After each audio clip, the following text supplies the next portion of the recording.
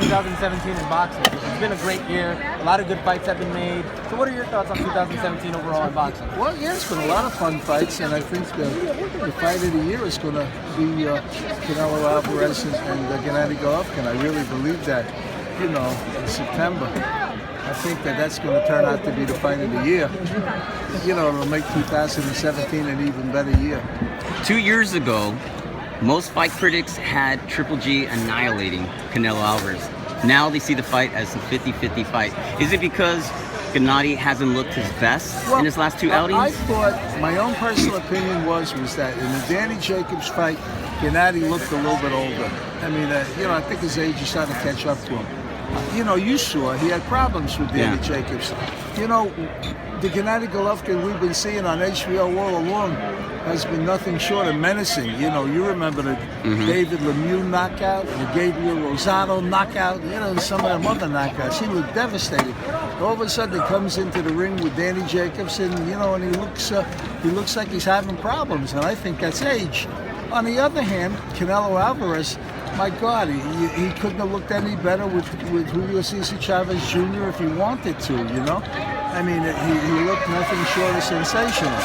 So all of a sudden, you know, it's right. where we all loved Gennady Golovkin to win this fight by a mile. Now it's becoming a very close fight, and it's becoming a more interesting fight for September 16. Does this fight have the potential of becoming a trilogy? Yeah, sure. Yeah, if it goes the distance, everybody's going to scream for rematches. No doubt. Love it. it. Sure, it could definitely become a trilogy. No doubt. I mean, you know, we all figure it's going to be a sensational fight. You know, fights like that, they could fight 3 times. Right. But can you compare Jacobs with Gabriel Rosado?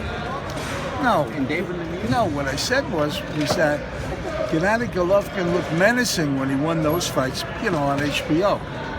When he fought Danny Jacobs, he didn't look menacing. He looked like his age is starting to catch up to him. That's what I said. Could it have been that Daniel Jacobs is just a world-class boxer? And I don't think so. My opinion was that Gennady Golovkin's age is really starting to catch up to him, and he's not the same menacing guy, you know, who knocked out all them other guys on HBO. I think that, you know, he's gone down a little bit, and Canelo's coming up a little bit. So he's catching him at the right time. Yeah. Were you surprised at how many fans were excited about Mayweather McGregor? The fans showed up at all these cities, tens of thousands. Well, why not? No, it's exciting. It's like WWE, the promotion. Yeah, I mean, you know, it should be an exciting night. And press conferences are always exciting. Guys yelling and screaming at each other, you know. Harold, out of all of the years that you've been judging and scoring fights, what is the most egregious scorecard you've ever heard? It was a long time.